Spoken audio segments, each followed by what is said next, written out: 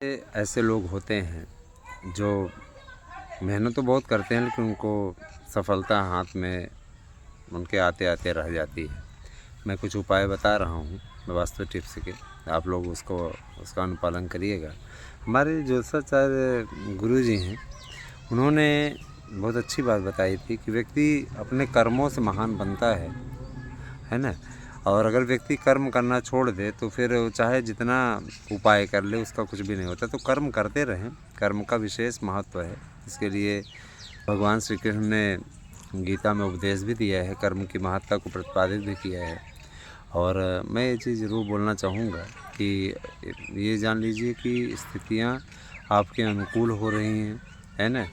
और समय आपके साथ आ रहा है, सब कुछ अच्छा हो, इसके लिए आप सभी को भी साथ देना होगा, है ना। और मैं ज़रूर बताना चाहूँगा कि इसके लिए सबसे पहले देखिए, प्रतिदिन आप स्नान करिए। स्नान आवश्यक है। अगर मान लीजिए बहुत ज़्यादा ठंडी पड़ती रहती है, जैसे कि अब तो ठंडी का मौसम जा रहा है, तो फिर आप क्या करें, आपको मालूम ही है, गर्म पानी से नहाएं। और इसके अलावा तुलसी पे जल अवश्य चढ़ाएं। और देखिए, कोई चीज़ शुभ होता है, कुछ लोगों को दान देना शुभ होता है। तो अगर आप भूखे, गरीब, बेसहारा लोगों की मदद करें, उन्हें दान दें, है ना।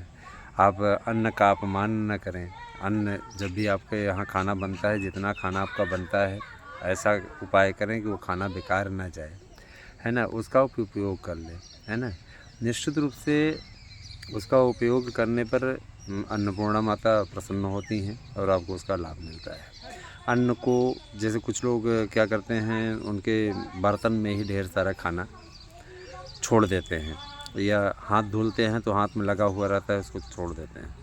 माने अन्न का किसी भी प्रकार से अपमान ना हो, क्योंकि कहा जाता है, पुरानियों ने सही बात ही कही है कि जिस दिन आपका धीरे धीरे एकत्र होकर के एक खुराक हो जाएगा, उस दिन ऐसी कोई स्थिति बन जाएगी जिस दिन आप भोजन नहीं कर पाएंगे, किसी भी प्रकार से आप ग्रहण नहीं कर पाएंगे, होते हुए भी नहीं कर पाएंगे, ऐसी स्थितियाँ बनती हैं। तो ज़रा सा इस पर ध्यान दें।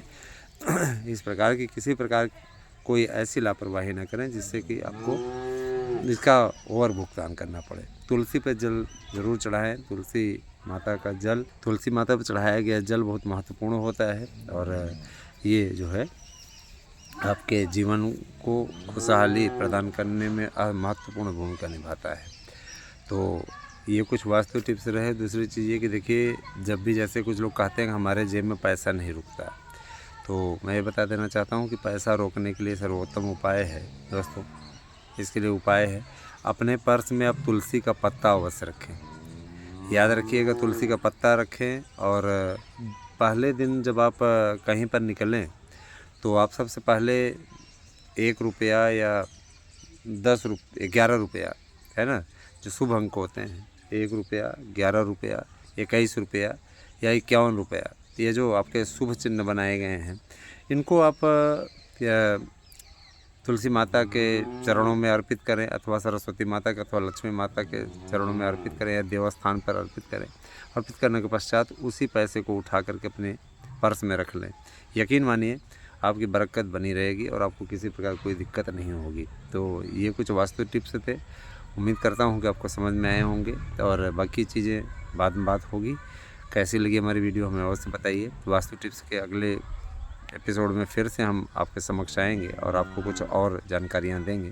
साथ ही साथ अब आप लोगों को कुछ और अन्य जगत से भी रिलेटेड जानकारियाँ मिलेंगी हमारे चैनल पे, तो आप हमसे जुड़िए। और देखिए, सिपाही भर्ती के नोट्स को हमने कम कर दिया है, बहुत डिमांड पे आप लोगों के।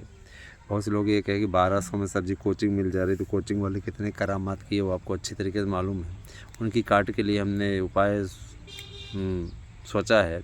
इसके लिए मैं बता देना चाहता हूँ कि कुल मिला करके अब जो है 600 में आपको नोट्स अवेलेबल होगा, केवल और केवल यूपी सिपाही भर्ती के अभ्यर्थियों के लिए। बाकी भर्तियों के लिए 1000 से नीचे का नोट्स हम दे नहीं पाएंगे, क्योंकि हमारे लिए हम किसी भी प्रकार से लागत मूल्य से नीचे नहीं जा सकते हैं। हमें भी कर्मचारियों को पे करना होता है, और आप सभी लोग इस बात को गांठ अच्छी तरीके से बांध लें। आपको ये नहीं लगना चाहिए कि हम वैसे ही कर रहे हैं। हम जो नोट्स आपको दे रहे हैं उससे 100% प्रश्न की गारंटी है। बने रहे हमारे साथ में दोस्त। Thank you, have a nice day.